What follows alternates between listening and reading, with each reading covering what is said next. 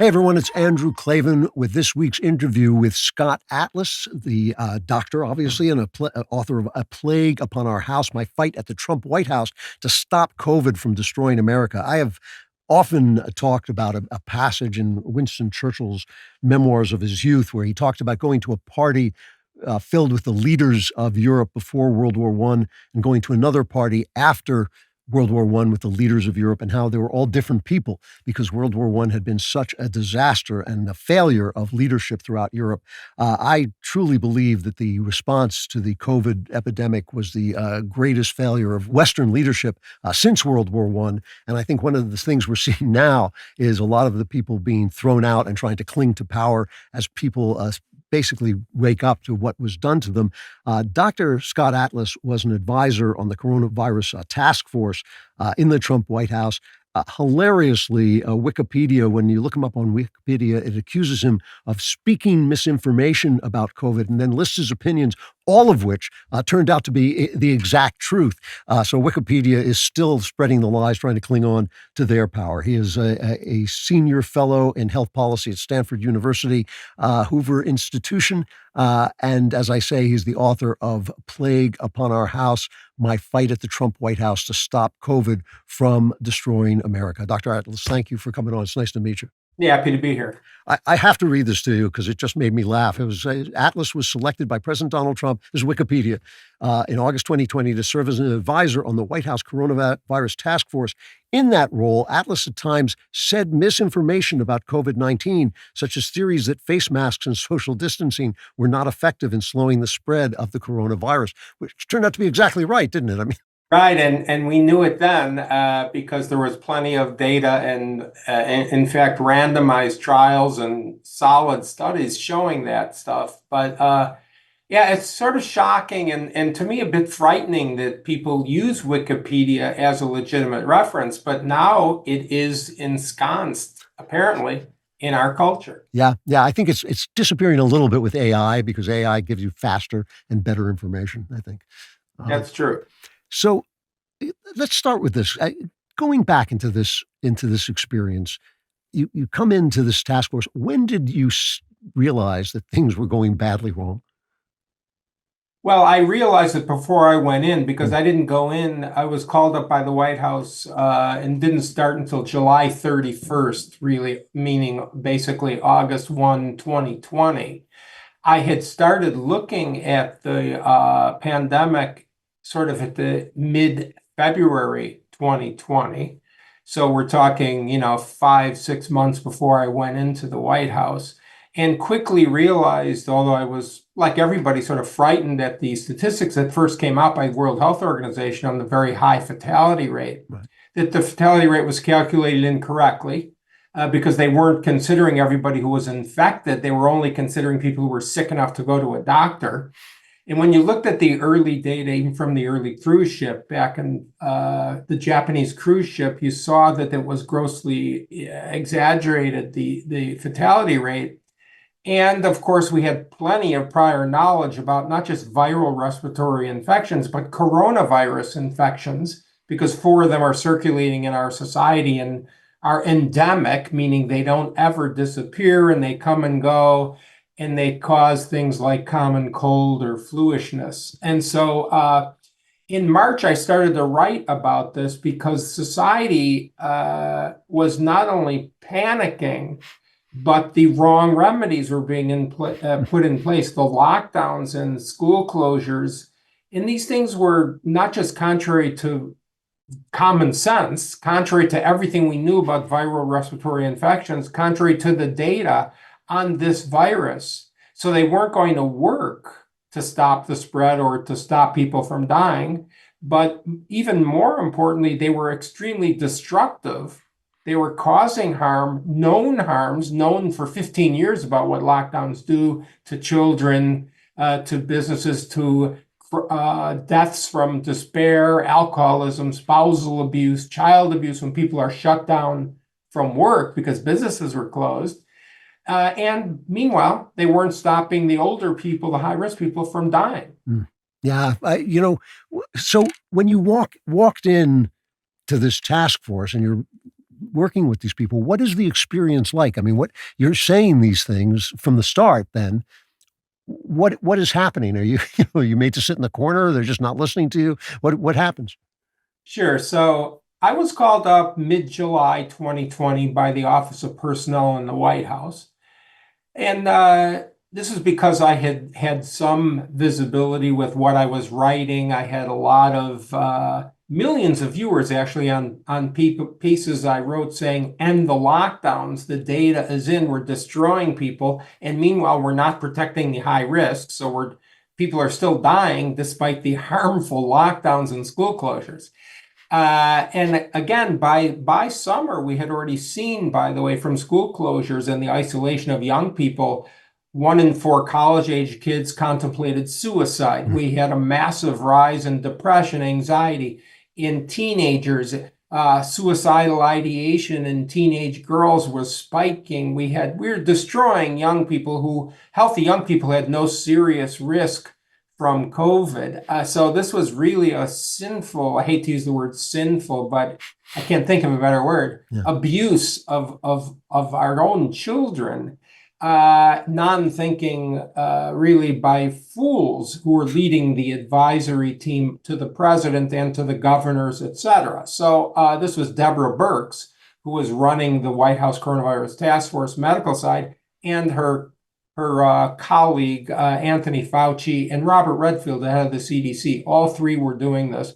So I go in because I was called in to speak to the president, asked, would you even speak to the president? Which, of course, my country, people are dying. Of course I would speak to the president. And it wasn't political to me at all. So I'm going in there, let's say mid-July. I spent the day talking to the president, the vice president, Jared Kushner, Mark Meadows, the chief of staff, all the people you've heard of. And they asked me questions. I told them the answers. They had seen what I wrote, what I was interviewing on TV about. And they said, would you help the president? Would you advise the president? And I said, okay, absolutely. But I just want to say, I'm not going to sign on to things that are wrong. I'm not going to agree with things just because the president says agree. If it's incorrect, I'm not going to sign on to a group statement. And Jared Kushner, to his credit, said, well, that's exactly why we want you. So I said, okay, that's great. And then he said, but they're going to destroy you once it becomes public. So he meant the media. This was in the height of the frenzy about Trump. It was even worse than it is today, frankly. This was a political campaign season. Remember July 2020. And so I said, well, I'm naive to politics. I'm not a political person. I said, well, that doesn't sound very good to me. So maybe I'll go home to California and see if I could advise from there. And he said, okay, and we'll try that. So I went home. And of course, in a matter of days, it was not working because things are being decided real time. President Trump was being fed completely false, wrong information by people who didn't know what they were talking about, frankly. That's Deborah Birx, Anthony Fauci, Robert Redfield. And again, people may not agree or may not think that sounds reasonable. They didn't know what they were talking about because they have such credentials, but they didn't know what they were talking about. This is one of the things that was exposed, was the failure of the so-called credentialed class, the expert class. So anyway, I went back, and this is now July 31st. And in the beginning, and I outlined this in my book, but in the beginning, Jared Kushner said, okay, we need you to be on the task force too. And I said, well, they're not going to listen to me. These are people that have been saying through these lockdowns, these completely wrong policies that are not working and they're killing people. They're not going to listen to some outsider. They're on TV all the time, et cetera. And he said, well, no, it's very important. You're going to be able to convince them. I said, okay. So he said, but in the beginning, I want you to just listen in on the meetings because Deborah Birx is going to go crazy and be threatened, basically, if you're there. So I listened to some of the meetings, and this was sort of insane what was going on. And they were just really almost like a catch-22. If you've ever read the book Catch-22, this sort of circuitous logic, this bizarre, comical if it weren't so serious kind of stuff. It was really like dark comedy in a way. And then finally, I was told, well, you have to go in there. So I went in there, and here's what I found. Vice President Pence was running the task force, but he was sort of running it like just running a meeting, like a bureaucrat. And the medical side of the task force, we were about 8 of us around the Oval table, me, Fauci, Birx, and a few other people. And then in the room at the periphery were other people, non-medical people, people with logistics, and there was an overflow room. And this is the situation room that they talk about. And then there was a lot of people on video and audio. So Pence would say to me, well, Scott, what's the evidence about risk to children? This is one example that I vividly remember. So I came into the task force meetings with my briefcase filled with papers, with the scientific data, with the latest data. I was up all night, every night. I had people on the outside sort of helping me when I would say, will you find all the data on this by state? And there's a lot of problems with the data. So I came in and I would answer with a 5 minutes or 10 minutes of the data, study after study, data after data, report after report. And the bottom line on the children was, of course, healthy children had no significant risk from a serious illness or death from COVID. That's a fact. That was the data, and it still is the data. And then Pence turns to Fauci, no comment. And he turns to Deborah Birx, who was, again, the person who wrote all the advice to the governors. She was in charge of all the federal policy.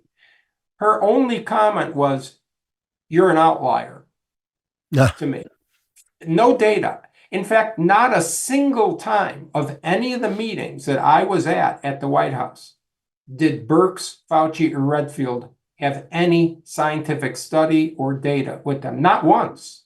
In fact, this was a big shock to me because I was used to, I've had a career in academic medicine. We have these meetings, we have journal clubs. I mean, the first thing you do is you look at the study design, you discuss the paper. If the study design is flawed, the conclusions are irrelevant. If it's a bad study, it's done. It doesn't matter what they say. These people didn't even know the data. They didn't have the studies. They didn't know how to look or think about in a critical way, a scientific study. I mean, it's shocking the low level of knowledge and critical thinking that was done at these meetings. And of course, these people were in their positions. They're bureaucrats. They were in their positions for 30, 35, almost 40 years. And that's something that, again, people wouldn't know unless you saw it. These people are not living through and succeeding in multiple presidential administrations because of excellence.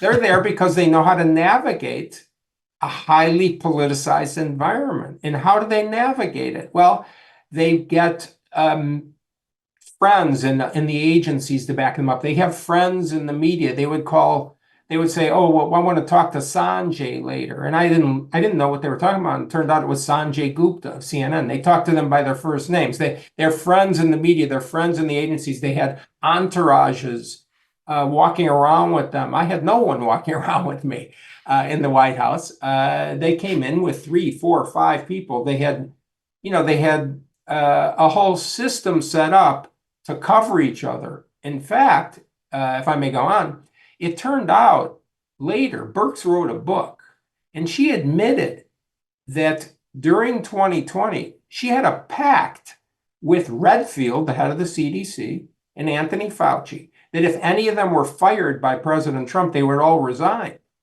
Okay, so first of all, what does that mean? They're there to cover their own positions. Right. To me. That's the thinking of a bureaucrat. That's not the thinking of somebody who wants to help the country, in my opinion.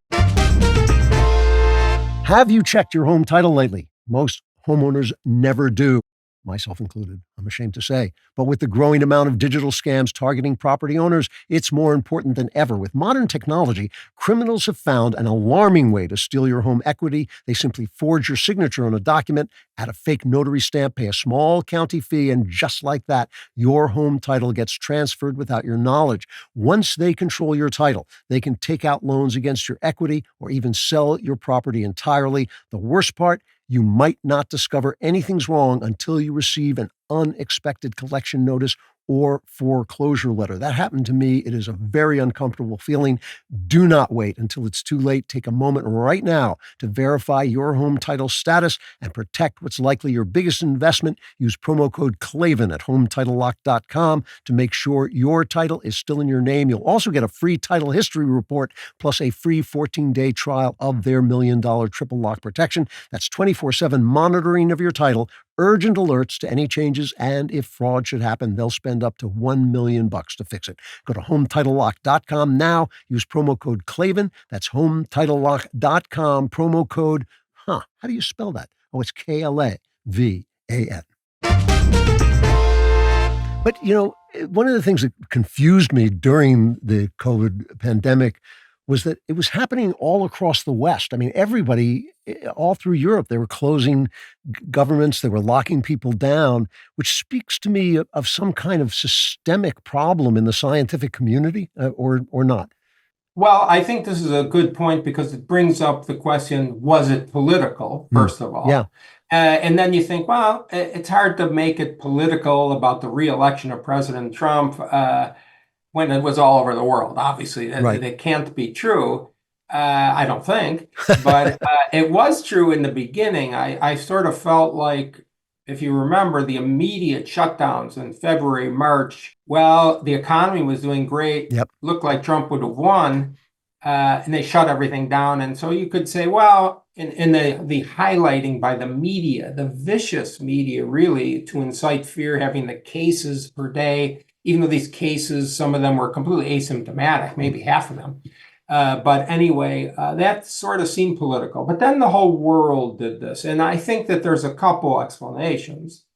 Number one, I think it would not be arrogant or delusional to think that when the U.S. speaks, the world listens. Okay, so when you have somebody like Anthony Fauci, who kept being touted as the country's number one expert in infectious disease, quote unquote, the world's authority on infectious disease, because he was head of the NIH's division on infectious diseases. But he had been a bureaucrat for 38 years. To see a picture of him in a white coat or with a stethoscope on the cover of a magazine is sort of ludicrous. He hasn't seen a patient in 35 years. But in any event, when he speaks, or when he spoke, people listened, no question about that. Secondly, a bureaucrat in the United States is probably very similar to a bureaucrat in another country. And in fact, most of the world did the same sort of lockdown, school closure, insane rules about distancing, completely pseudoscience about wearing a mask when it was known they don't stop the spread of a viral respiratory infection. Surgical masks, it was known. And the real answer to the question is, when I brought it, I had a discussion at an event once with Anders Tegnell, who was the head of Sweden's response. He's an epidemiology, public health official there. They didn't do the lockdowns. Yeah. And I said to them, well, how was this received? How did you be able to do that? He said, well, we decided we would treat our citizens like adults. And he literally said that phrase, and I thought to myself, that really rings true. He said, instead of ordering them around, number one, we told them what we advise. Older people should probably avoid crowds. This kind of stuff. And of course, people have common sense. That's obvious. And secondly, he said to me something else, which I totally agree with. The words novel coronavirus, this was an exaggeration. He said, we in Sweden were not going to throw out decades of knowledge about viral respiratory infections and coronaviruses and how they spread and how most people are asymptomatic or very minimal symptoms that, give you a flu-ish symptomatology for a couple of days.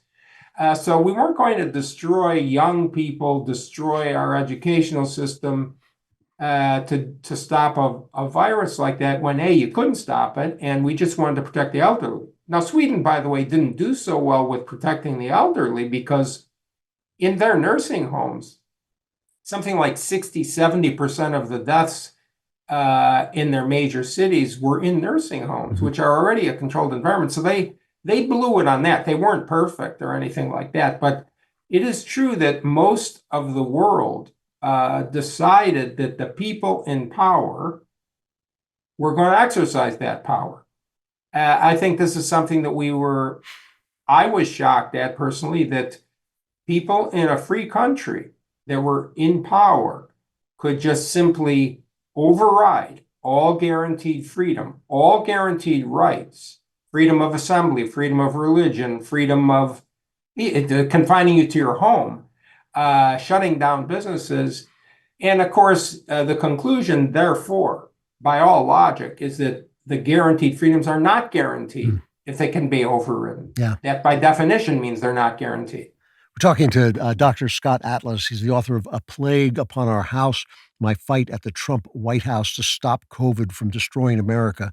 When the disease first hit, I have a lot of friends in New York, and when the disease first hit, they were traumatized. I mean, you came to New York. I mean, it's still true today. I mean, I will talk to friends in New York and say to them, the mask didn't do anything.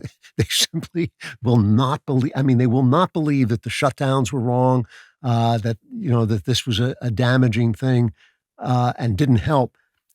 So was there in fact a moment when the panic was more justified, or did you know right away the panic was never justified?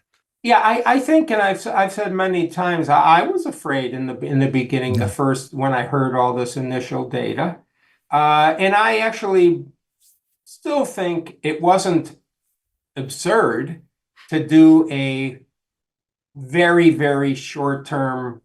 Okay, we don't know what's going on. We don't even have time to even think. Let's shut down for 10 days, 14 days to, quote, slow the spread. There was a rationale for that was logical, which the rationale, hypothetically, if you could slow the spread down, sort of generate some resources that were necessary, start making sure that the hospitals were available to treat not only COVID patients, but all patients who, of course, still had serious illnesses. But the problem was that the data that was very short term, and people would have bought into that. I think a blip of 10 days Right. of, okay, let's just shut down for 10 days. I don't think that would have been so traumatic. The problem was it wasn't 10 days. It extended beyond the problem of that doesn't work. And the reason I say it doesn't work is, A, it didn't work.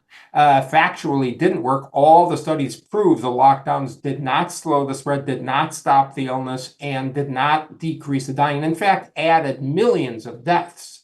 But secondly, 15 years before that, the people who were the experts at eradicating smallpox had written about lockdowns. And in those papers, clearly stated very emphatically and point by point that lockdowns should never be done because they are extraordinarily harmful. Yeah. And they don't work. Stopping transportation, shutting down schools, shutting down business. These things were explicitly stated as not working and very harmful. So people were afraid. I have some sympathy and empathy for people who are still afraid, but not that much. And here's why. Yes, people were traumatized. Yes, they were brainwashed. Yes, the censorship had a lot to do with convincing people, because not only was the propagandized medical, scientific journals, news, everything pushing that this was going to kill you and you better lock down. But they censored the other side, Right. my views and other people's. Facebook took down my post. YouTube took down my interviews. Even when I was advisor to the president, Facebook blocked me. I mean, you'd think in a free society, people should hear what the advisor to the president was saying. Right. I mean, that's really frightening to me. But the censorship is literally meant not just to shut someone up. The censorship is meant to stop people from hearing. Okay, it's a way to control what people know. And so there are many people, and you mentioned your friends in New York. I have a lot of friends in New York and elsewhere. They they don't even know the information today, 5 years later. They don't know the facts. And again, part of it is not just the censorship, but also the lack of integrity of the so-called experts at places like where I work, Stanford University, and all the other universities and the high-level so-called academic medical centers, where people were so wrong and they made their careers talking about doing the lockdowns, shutting people up in their homes, confining people into the homes, by the way, where the infections are known to spread, rather than outside. Remember, arresting people who were in parks, locking playgrounds in New York City to keep people indoors, going in San Diego off the coast and arresting people who were out surfboarding or sailing. Yeah. I mean, this was really irrational behavior. And this kind of ego-based sort of career, people became famous pushing the lockdowns, pushing this. They staked their careers on this. They will never admit they were wrong. And this is, again, a serious problem where we in America and most of the world believe in experts. We need to trust doctors and scientists and all kinds of people, because we can't expect regular people to know this stuff. These people have no integrity. They'll never admit they were wrong. This is the thing that I've only got 5 minutes left. I really, one of the obvious reactions and perfectly reasonable reactions is people have lost all faith in things like science and expertise. And there is such a thing as science, and there are such things as experts, Absolutely. But obviously these guys weren't it. So this vaccine came out, and my impression is that while the vaccine was nothing like what people said it was, it does seem to have broken the back of the pandemic, or maybe I'll ask you if that's true or not. So that my two questions are: one, was the vaccine helpful? And I guess my other question is RFK Jr. nuts? I mean, that's what, those are the two things I want to know. Is he saying something that like we should be listening to, or is this an overreaction to the ruination of our experts and our science? Yeah. Yeah, the first question, the vaccine, I'll be brief, is that the vaccine was never even studied appropriately. But if you cut slack and say, okay, it was an emergency, etc., I think it's reasonable to have approved it initially, but only for emergency use in very high-risk individuals. It should never have been approved for children, for low risk, for healthy people. It should never even been recommended for them. So, and we do know that it did not decrease in any effective, really, way the spread of the infection, not for more than a couple weeks. Okay, so it takes a couple weeks to build up antibodies. And it only lasts for a few weeks, the stopping the infection, even in the best data early on. So of course it's ludicrous. It doesn't stop the infection. In the data I look at early on from Sweden and other countries, because frankly, the trust is really damaged in the United States. I look at other countries and it seemed to have decreased the deaths in the high-risk people early on. Of course, once the virus mutates, and almost everybody has been infected, really within the first year and a half or 2 years, almost everybody was infected with COVID. You have your own biological immunity, and then you get into the harms of the vaccines, the cost benefit, the risk benefit, the risk reward calculus goes away. And there's a lot of side effects from the vaccine that have come out that are dangerous, some of which are serious. And when you have a situation where you have a viral infection having very, very low risk, minuscule risk in a healthy young person, and you're giving them a vaccine which has a risk, even a non-zero risk of serious side effect, you don't take the vaccine, right? Let alone approve it for emergency use. There is no public health emergency after the first year and a half. So the whole thing is insane. So that now brings let's me move back on to the trust in RFK Jr., if I may, because I think this is very important, because you're right, trust has been damaged. This is the legacy of the Fauci, Birx, the experts at the universities who pushed the lockdowns and then the vaccine mandates, the pseudoscience about the masks. Their legacy is not just death and destruction. Their legacy is not just shifting the burden to the poor people, to children, to use the children, our own children, as shields. to inject them with an experimental drug for which they have no benefit of any serious level so that they don't infect us. This is really immoral, unethical. I don't know what you call that, but I'm a father. I'm there to protect my children. My children are not to be used to protect me as a shield for me. That's really unethical, completely. I don't even know how to characterize that. So, but the question is, what is the reaction now? Because I'm very concerned that the reaction to the loss of trust and integrity of our expert class is now the pendulum swung to the opposite side. Right. Has the pendulum swung to all medical science is not legitimate? There's no such thing as valid expertise or experience. Any kind of theory is equally valid to any kind of science. All these wellness remedies and nutritional supplements and hallucinogens, yes, they're all great, and cell phones cause glioblastomas and all kinds of stuff. And I think that is extremely harmful and dangerous. So I don't think that RFK Jr. is crazy, to answer your direct question. He said a lot of good things. He's right that we should be concerned with chronic diseases. We should use drugs that are determined to be safe. We should insist that they're safe, particularly for things that are injected into our children.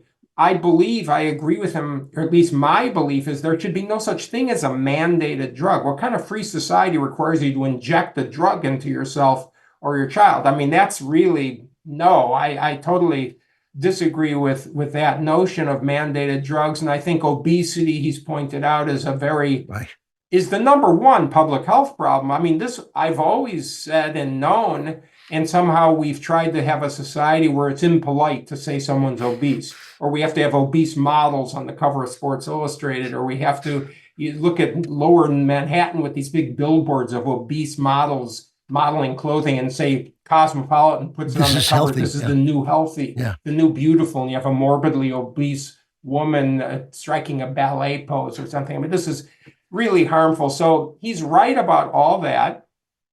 He's right about weeding out corruption. I totally agree. On the other hand, in my view, I don't think the number one health issue is food coloring. Okay, I'm not defending food coloring. Okay, but I want to talk about good science. I do want to focus on the real data that exists that we know about in disease states. To me, we have the data show the United States has the best outcomes from all serious illnesses in the world, despite the fact that we have a population that harbors the most lifestyle risk factors. What do I mean by lifestyle risk factors? Obesity, smoking, drug abuse. Okay, so we need to focus on a scientific way. I believe scientific expertise is legitimate. There is such a thing as legitimate scientific expertise.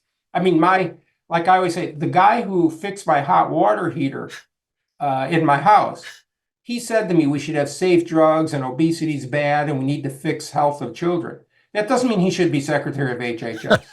So, I support all the good things that Bobby Kennedy's doing. I have friends who took positions in the administration. I withdrew. I told them I don't want to do anything because I need to be supportive. You can't take a position where you can't support the key things. I believe in legitimate science and legitimate medical expertise. I do not believe that we should have people saying hallucinogens are good for you, mushrooms are good, cell phones cause glioblastoma, these kinds of things. So I think we have a lot of good things happening. I hope we somehow get back to the reasonable place of the pendulum, healthy degree of skepticism. Well, thank you very much. Scott Atlas, the author of A Plague Upon Our House, My Fight at the Trump White House to Stop COVID from Destroying America. Really great talking to you. I hope you'll come back. We'll talk some more. It was really an interesting conversation. Thank you. Thank you very much. Happy to be here. Thanks a lot. All right, we need about 10 more guys like that, maybe 100. Can we clone Scott Atlas, who's a really, really interesting, straightforward guy? That was just fascinating. Dr. Scott Atlas, the author of A Plague Upon Our House, My Fight at the Trump White House to Stop COVID from Destroying America. Assuming America is not destroyed, join me on Friday for the Andrew Klavan Show. I'll be there. Hope to see you there as well.